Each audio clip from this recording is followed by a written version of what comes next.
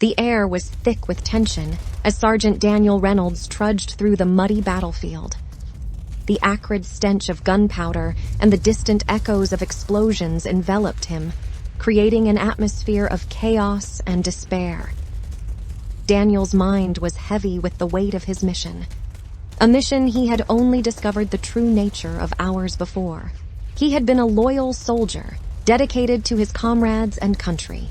The orders had come from high command, and he followed them without question. However, as he overheard hushed conversations among his superiors, he realized the grim truth. He was sent to the front lines, not to fight, but to serve as a decoy. His heart sank as he realized that his comrades, his friends, were sent into the real battle while he played a role in a deadly charade. Rage boiled within him, but there was no time for rebellion. The battle was in full swing, and Daniel had to play his part. As the chaos unfolded, Daniel's unit came under heavy fire. The enemy had identified their position, and the sounds of gunfire and explosions grew louder. Daniel's friends fought valiantly, unaware that they were being sacrificed for a greater cause. Amidst the smoke and confusion, Daniel saw his best friend, Jake, crumple to the ground, clutching his leg in pain. Without hesitation, Daniel rushed to his side, bullets whizzing by as he dragged Jake to cover. Blood stained the ground beneath them, and the reality of the situation hit Daniel like a punch to the gut. "I'm sorry, Jake," Daniel whispered, doing his best to tend to the wound with the limited medical supplies he carried. The guilt gnawed at him, but he couldn't dwell on it now. He had to focus on keeping Jake alive. As the battle raged on, Daniel's unit suffered heavy losses. In the midst of the chaos, a sudden lull descended upon the battlefield. The smoke cleared, revealing a scene of devastation. Daniel looked around, realizing that he and Jake were the only ones left standing. With a heavy heart, Daniel knew he had to leave the safety of their makeshift cover. The enemy could return at any moment, and he needed to find a way back home. He helped Jake to his feet, their eyes locking in a silent understanding. "We need to keep moving, Jake. We can't stay here," Daniel said, his voice steady despite the turmoil within.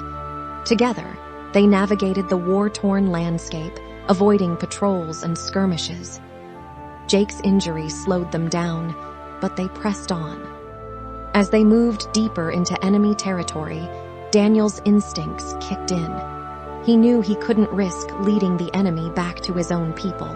With a heavy heart, Daniel made a painful decision. In the dead of night, he left Jake in a concealed location, promising to return with help. It was a promise he couldn't be certain of keeping. The moon hung low in the night sky as Daniel slipped away from Jake's side, disappearing into the shadows. The weight of his decision pressed down on him as he ventured deeper into the enemy territory, guided only by the dim light of distant explosions. He moved with a mixture of determination and guilt, each step echoing the conflict within him. The faces of his fallen comrades haunted his thoughts, and the image of Jake, alone and injured, fueled his resolve. The mission that had started with deception had now become a personal quest for redemption. As Daniel navigated the treacherous terrain, he overheard snippets of enemy conversations. The more he listened, the clearer the extent of the deception became apparent. His sacrifice, and that of his comrades, was part of a grander scheme to divert the enemy's attention and allow a strategic withdrawal. The revelation intensified his internal struggle, torn between duty and loyalty, between the orders he had followed and the betrayal he had witnessed. Days turned into nights, and Daniel pressed on, driven by the promise he had made to Jake and the burning desire to expose the truth. He evaded enemy patrols, relied on his instincts, and sought refuge in the cover of darkness. The journey was grueling, both physically and emotionally, but he endured, fueled by the hope of making things right. Finally, after what felt like an eternity, Daniel reached friendly lines. He approached the commanding officer, his uniform worn and tattered, bearing witness to the ordeal he had endured. As he recounted the events on the battlefield, a somber silence fell over the room. The truth hung in the air like a heavy fog, and the gravity of the deception weighed on everyone present. Despite the initial shock, the commanding officer recognized Daniel's bravery and the sacrifice of his comrades. The information he provided allowed them to adapt their strategy, turning the tide of the conflict. Yet, the cost had been high, and the scars of betrayal ran deep. In the aftermath, as Daniel stood amidst the remnants of war, he couldn't shake the guilt that clung to him.